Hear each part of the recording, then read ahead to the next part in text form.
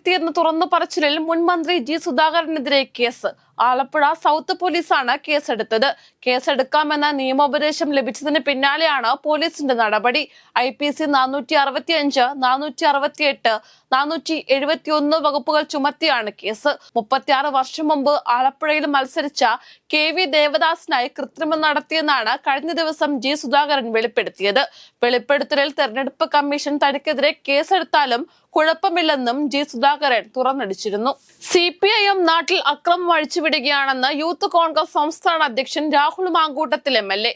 CPIM അക്രമം അഴിച്ചുവിടുന്ന വാർത്തകളും കാഴ്ചകളുമാണ് കാണുന്നതെന്ന് രാഹുൽ മാങ്കൂട്ടത്തിൽ പറഞ്ഞു. കണ്ണൂരിൽ അക്രമം അഴിച്ചുവിടുന്നതിന് നേതൃത്വം നൽകുന്നത് CPIM ജില്ലാ സെക്രട്ടേറിയറ്റ് അംഗമാണെന്നും അദ്ദേഹം ആരോപിച്ചു. പിണറായി വിജയൻ എന്ന ആഭ്യന്തരമന്ത്രി തികഞ്ഞ പരാജയമാണെന്നും രാഹുൽ മാങ്കൂട്ടത്തിൽ കൂട്ടിച്ചേർത്തു. കോളറ രോഗലക്ഷണങ്ങളോടെ മരണപ്പെട്ട 48കാരന്റെ പരിശോധനാ ഫലം നെഗറ്റീവ്. ഇന്ന് പുലർച്ചെയാണ് ആലപ്പുഴ തലവടി സ്വദേശി PG രഘു മരിച്ചത്. തിരുവല്ലയിലെ സ്വകാര്യ ആശുപത്രിയിൽ ചികിത്സയിലിരിക്കെയാണ് അന്ത്യം. ആശുപത്രിയിൽ നടത്തിയ രക്തപരിശോധനയിൽ കോളറയുടെ സാന്നിധ്യം നേരത്തെ കണ്ടെത്തിയിരുന്നു. എന്നാൽ യുവാവിന്റെ വിസർജ്യ പരിശോധനയിൽ ഫലം നെഗറ്റീവാണ്.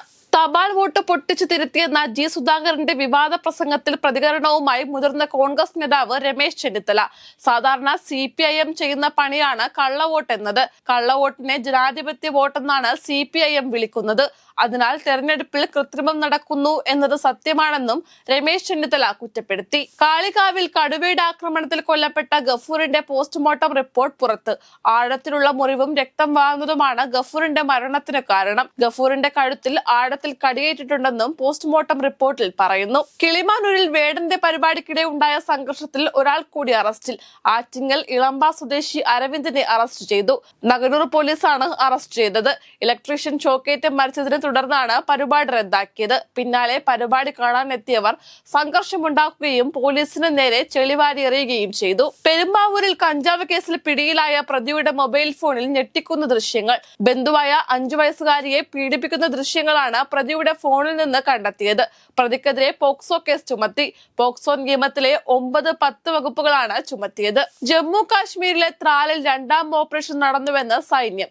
ത്രാൽ ഗ്രാമത്തിലായിരുന്നു ഭീകരരുണ്ടായിരുന്നതെന്നും കഴിഞ്ഞ 3 ദിവസത്തിനുള്ളിൽ 6 ഭീകരരെ വധിച്ചുവെന്നും സൈന്യം വ്യക്തമാക്കി. ശ്രീനഗറിൽ വിളിച്ചു ചേർത്ത വാർത്താ സമ്മേളനത്തിലാണ് സൈന്യം ഇക്കാര്യം അറിയിച്ചത്. ഇന്ത്യ സഖ്യത്തിന്റെ ഭാവി ആശങ്കയിലാണെന്ന് മുതിർന്ന കോൺഗ്രസ് നേതാവ് P ചിദംബരം. ഇന്ത്യ സഖ്യം നിലനിൽക്കുന്നുണ്ടോ എന്ന് തനിക്ക് ഉറപ്പില്ലെന്നും BJPയുടേത് ശക്തമായ സംഘടനാ സംവിധാനമാണെന്നും P ചിദംബരം പറഞ്ഞു. ദോഹ ഡയമണ്ട് ലീഗിൽ നീരജ് ചോപ്ര ഇന്നിറങ്ങും. രാത്രി 10:15-നാണ് മത്സരം തുടങ്ങുക.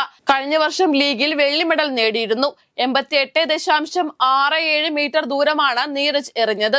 84.56 മീറ്ററാണ് സീസണിൽ നീരജിന്റെ മികച്ച പ്രകടനം. ഇന്ത്യയുടെ കിഷോർ ജെയിനും ദോഹയിൽ മത്സരിക്കുന്നുണ്ട്.